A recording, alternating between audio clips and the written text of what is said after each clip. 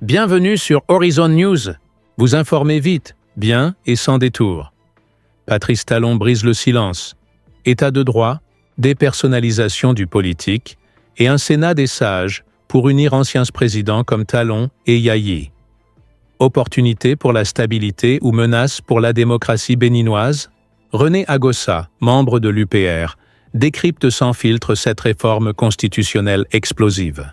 Trêve politique, rôle des militaires, dialogue national. Tout est sur la table. Restez jusqu'au bout pour comprendre les enjeux majeurs du Bénin post-2026. Abonnez-vous à Horizon News.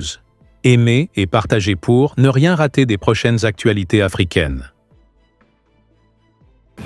Les Béninois ont suivi le président hier. Le président Patrice Talon a fait une sortie médiatique. Il a abordé un certain nombre de sujets que nous allons essayer de décrypter avec notre invité de ce matin. Quel est son regard dans un premier temps sur cette sortie et les sujets abordés. Ensuite, on va évoluer vers la révision annoncée de la Constitution et surtout la création du Sénat.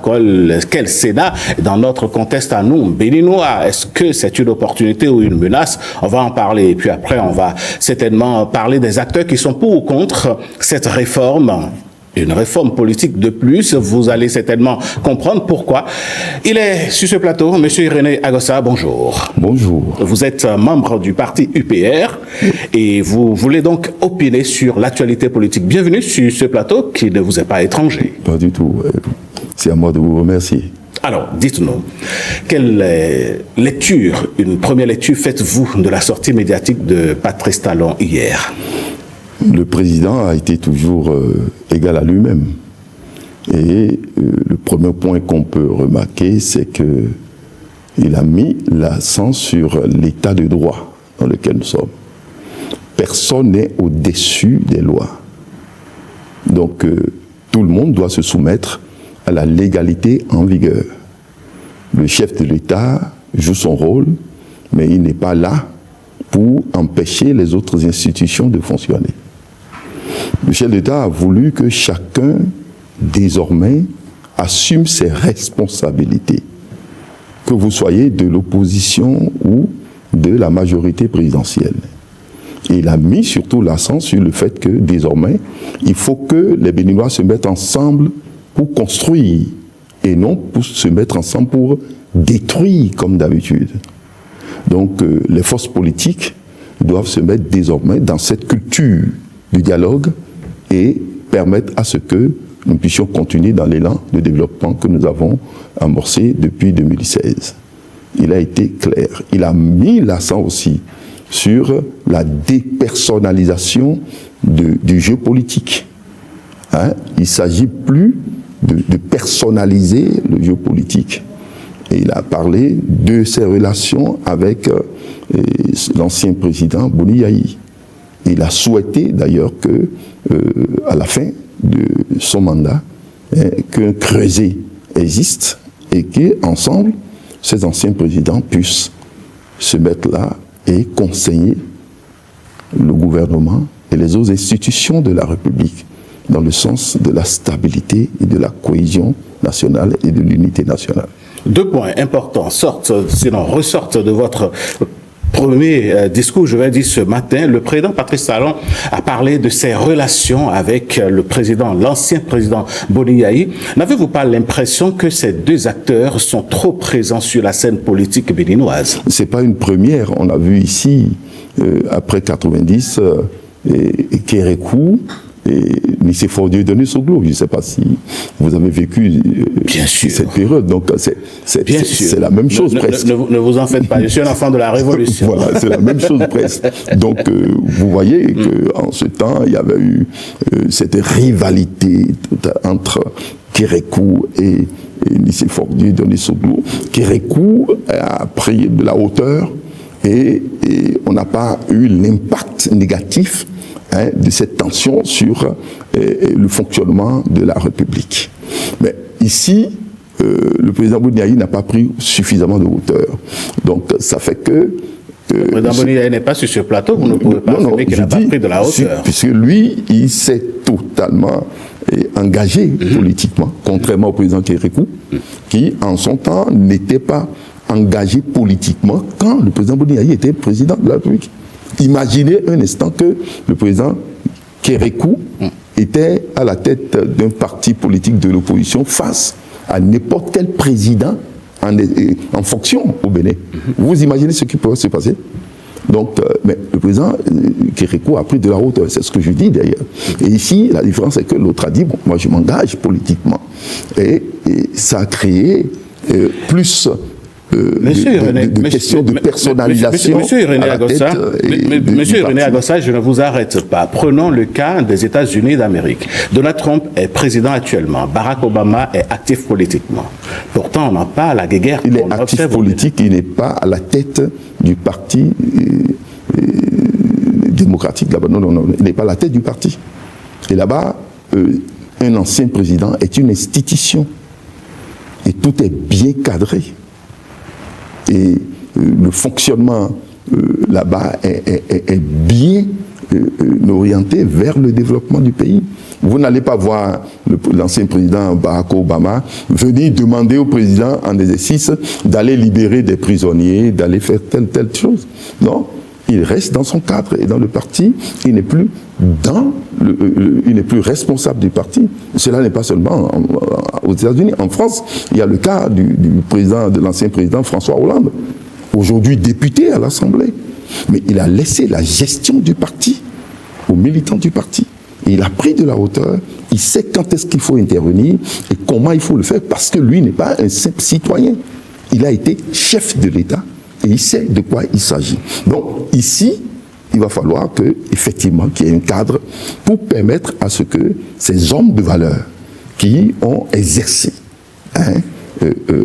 au niveau du pays à un niveau très supérieur dans la gestion du pays, pour qu'ils puissent mettre leur expérience. Avant de revenir au cadre évoqué également par le président Patrice Talon hier, Serge Ayaka, mon collègue qui s'entretenait avec lui, a évoqué le nom Sénat. Le président dit, bon, ça pourrait porter le nom qu'on veut. Mais avant d'en arriver là, le président Patrice Talon, dans ses propos, disait mais que lui, il rêve de voir tous les partis politiques se mettre ensemble, travailler ensemble après les élections, peut-être, pour le développement du pays. Alors, Boni Yayi, dans sa démarche, selon toujours les propos du président, du président Patrice Talon, est allé le voir pour dire, monsieur le président, pourriez-vous faire quelque chose pour que les démocrates participent aux élections dans la situation actuelle? La réponse du président est, je ne suis pas de la justice, je ne sais pas ce qu'il faut faire.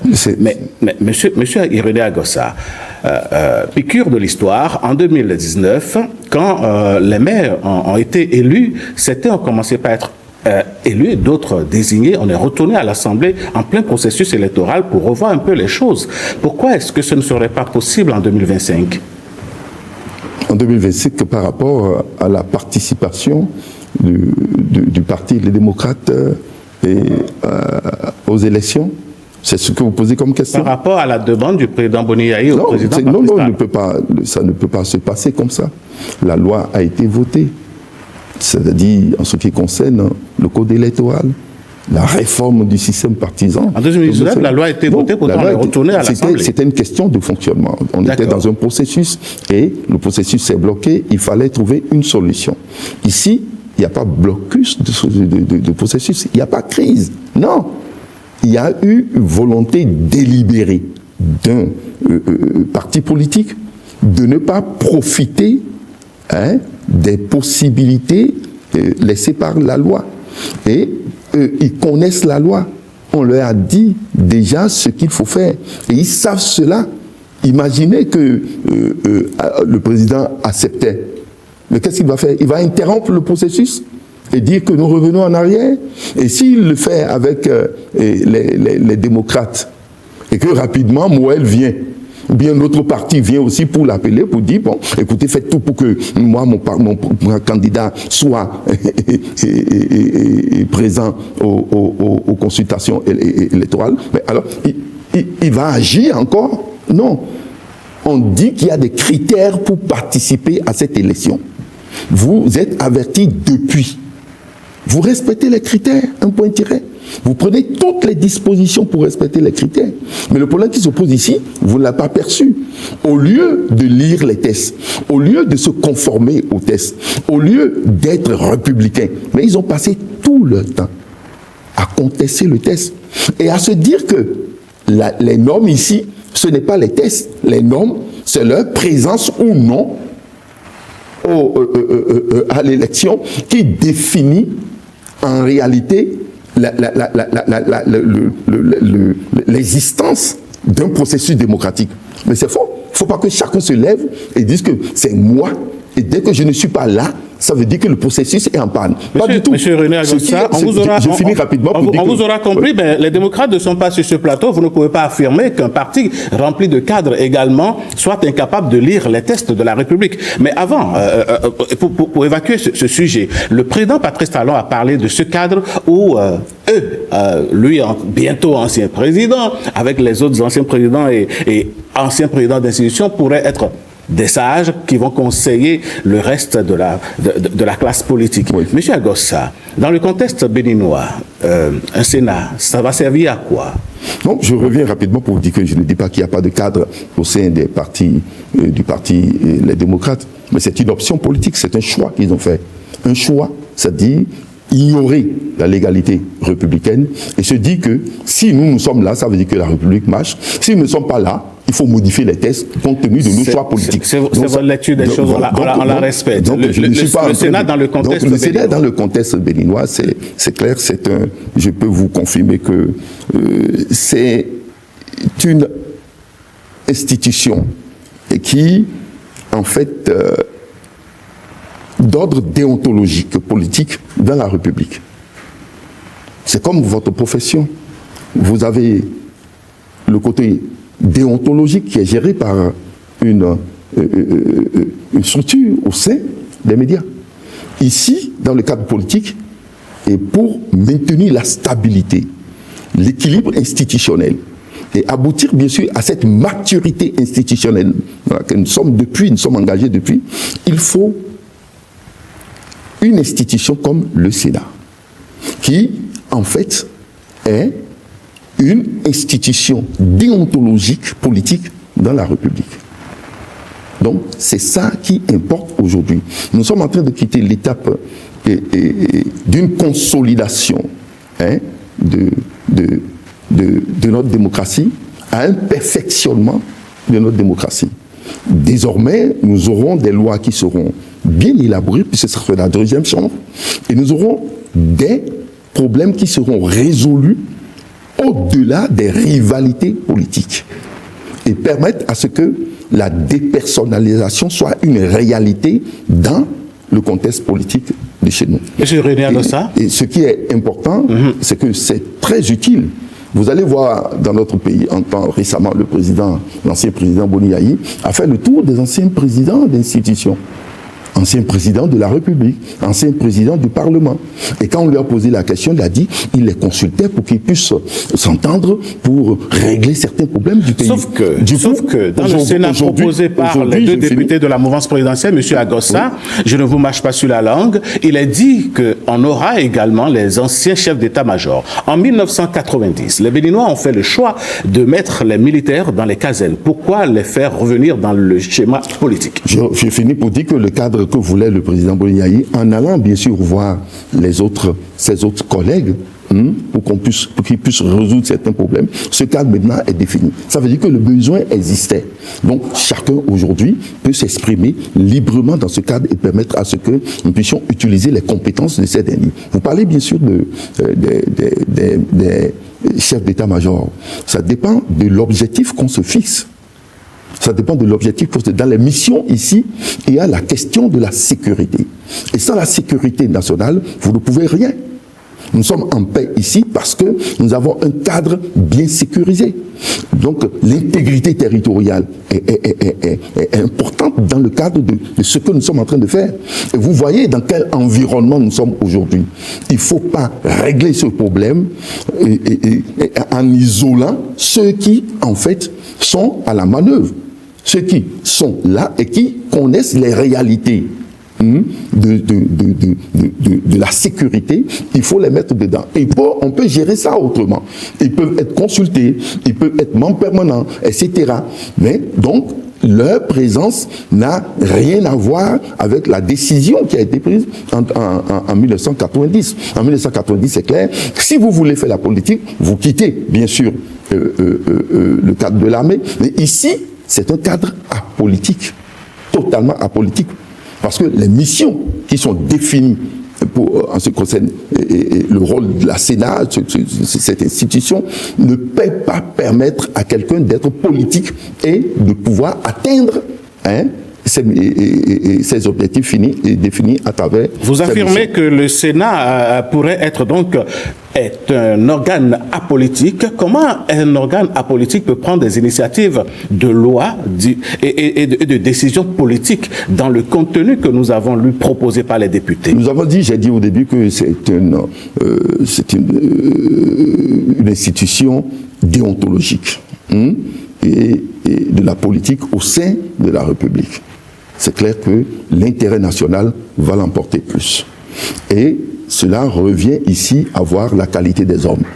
Quand je dis que c'est apolitique, c'est la qualité de ceux qui animent cette institution. Quand vous venez dedans, vous ne pouvez plus être partisan. C'est ça surtout. Ce n'est pas une institution qui va accueillir des partisans. Vous êtes au-delà des rivalités des partis politiques. Parce que vous avez à trancher à plusieurs niveaux en ce qui concerne la gestion du pays. Donc, vous ne pouvez pas alors être partisan et accomplir convenablement votre mission. Ici, il y a un avantage. Le président a souhaité, dans son interview, qu'on interdise aux anciens chefs d'État de faire la politique, de quitter, d'aller au village. Mais ici, au moins, l'avantage, il y a une clarification. Il n'y aura plus de confusion. Si vous choisissez être membre du Sénat, vous devez ne pas être partisan et on le reconnaît.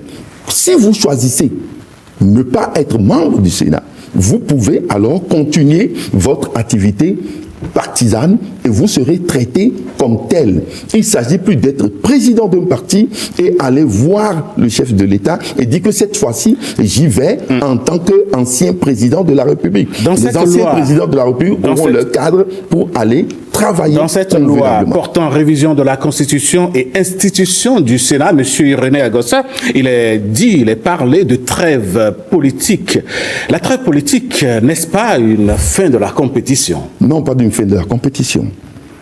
C'est la fin du désordre partisan, plutôt. C'est la fin du désordre partisan. Donc, ce n'est pas la fin de la compétition. Un président est élu en 2026. On lui donne 4 ans pour qu'il n'ait pas de revendication. Il y aura de revendications. Vous pouvez intervenir. Il y aura une trêve. Oui. À quoi répond cette trêve-là? La trêve, je vous dis, c'est la fin du désordre partisan. C'est différent, hein?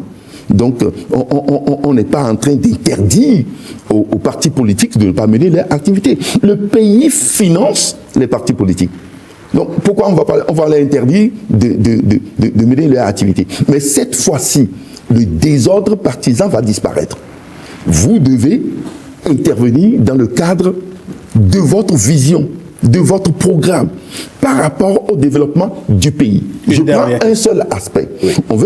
On sait qu'il y a des problèmes d'emploi dans le pays.